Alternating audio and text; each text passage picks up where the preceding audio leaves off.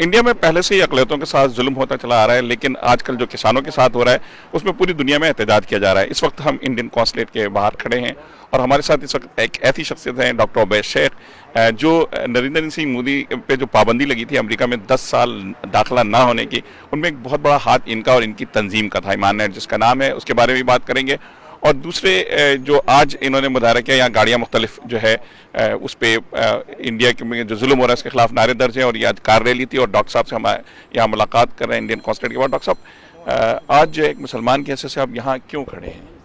आज हमने यहाँ पर एक रैली की थी। अमेरिका के कोई 10 शहरों में आज रैलियाँ हो रही हैं, और न्यूयॉर्क में तो 5-6 रैलीज हो चुकी हैं, लेकिन आज चूँकि सारे मुल्क में रैलीज थी तो उसी सिलसिले में हमने एक कार रैली की थी। और कुछ लोग ने एक जो रेगुलर रैली होती है वो क्यों आप क्या महसूस करते हैं, क्यों आप आए?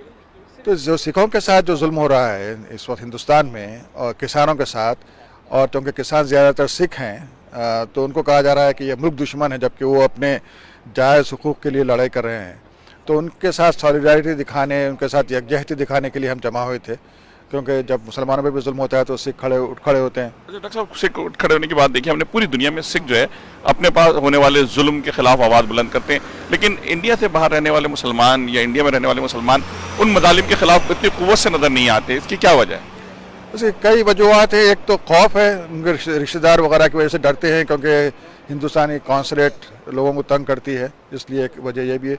दूसरी एक बेहिसी है बड़े सग़ीर के मुसलमानों में, चाहे वो हिंदुस्तान के हों या पाकिस्तान के या बांग्लादेश के, इसलिए आरएसएस यहाँ पर तरक्की कर रही है तेज़ी से, और हम मुसलमान या तो अपने पार्टीज़ में मसरूफ़ हैं या एक दूसरे की टांग खींचने में। तो ये 2 वजूहत हैं, बेहिसी और खौफ।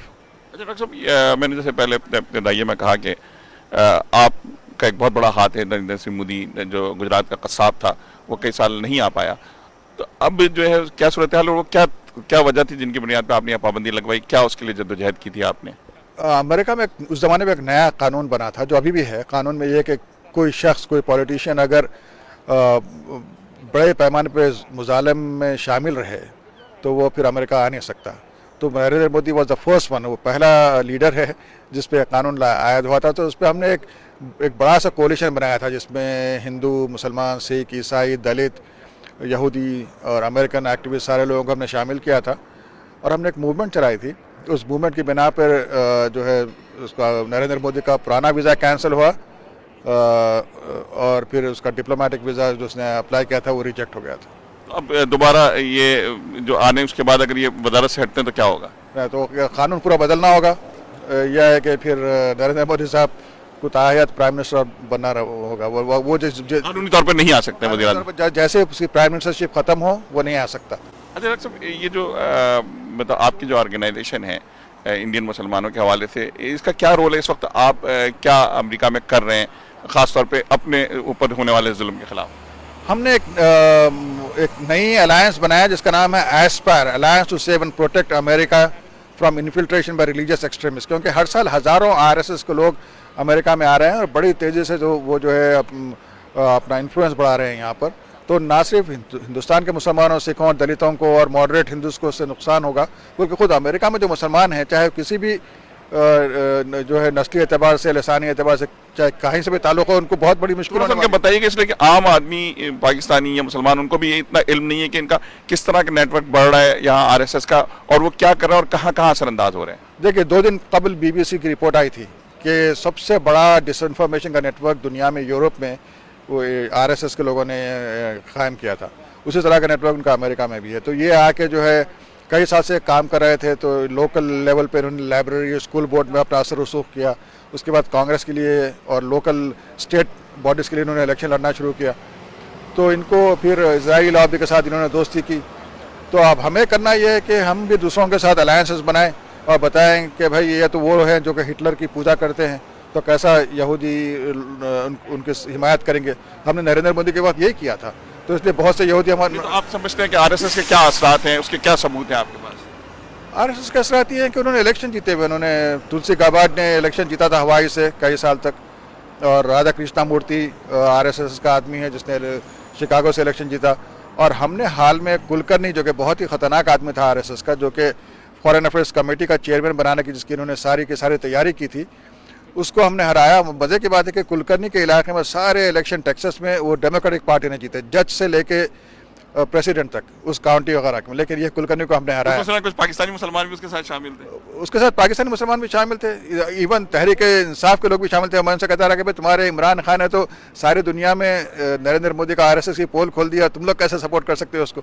तो ये कुलकर्णी ने इसने कई साल तक मस्जिदों में नमाजें पढ़ के मुसलमानों को उससे दोस्ती की थी। तो इस तरह आरएसएस इन्फिल्ट्रेट करती है। तो मुसलमानों का काम है, स्पेशली हिंदुस्तान और पाकिस्तान, श्रीलंका आसपास की, क्योंकि जब आरएसएस की हुकूमत हिंदुस्तान पे होगी तो सिर्फ सिख और मुसलमान और ईसाई नहीं मारे जाएंगे, बल्कि सारी रीजनल स्टेबिलिटी ख़राब हो गई है। इन्हें एक्सट्रीमिस्ट है, आईसिस की तरह की तंजीम है और वो हुकूमत कर रही है एक न्यूक्लियर पावर पे, दुनिया में कहीं और नहीं है इस तरह। अच्छा डॉक्टर साहब, आखिर में मेरा क्वेश्चन ये है कि हमने ये देखा, जैसे हम पहले बात की कि इंडियन मुसलमान जो है वो खौफजदा रहते हैं यहाँ आवाज़ उठाने से।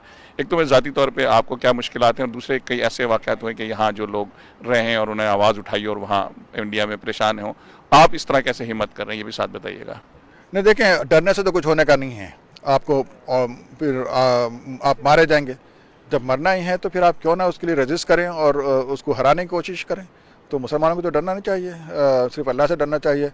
और यहाँ उन्होंने बहुत कोशिश की, मेरी प्रैक्टिस पे कोई असर नहीं पड़ा। अब हिंदुस्तान में हो सकता है तो हमें कुर्बानी देनी होगी, और हम यहाँ पर हैं तो फिर हम कोशिश करें। अमेरिका बड़ा अहम मुल्क है, आरएसएस ने यहाँ बिलियंस ऑफ डॉलर्स इन्वेस्ट किए हैं लास्ट 25 साल में अपनी ताकत बढ़ाने के लिए, तो हम उसका मुकाबला करें।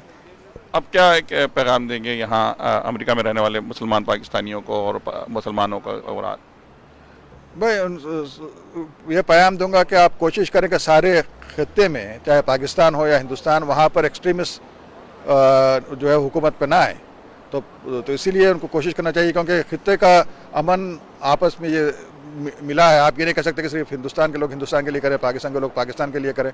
तो आप कोशिश करें कि पाकिस्तान में तालिबान हुकूमत ना करें और हिंदुस्तान में आरएसएस हुकूमत ना करे।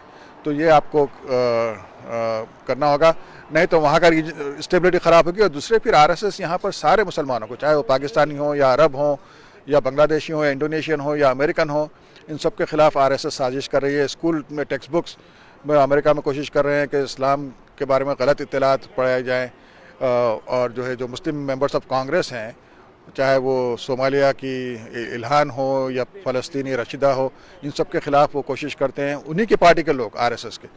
तो हमें इसके बारे में पता करना चाहिए, और लोग जो है इसके बारे में बिल्कुल मुतवज्जह नहीं है। बहुत शुक्रिया डॉक्टर साहब आपकी मालूमात का। Thank you very much.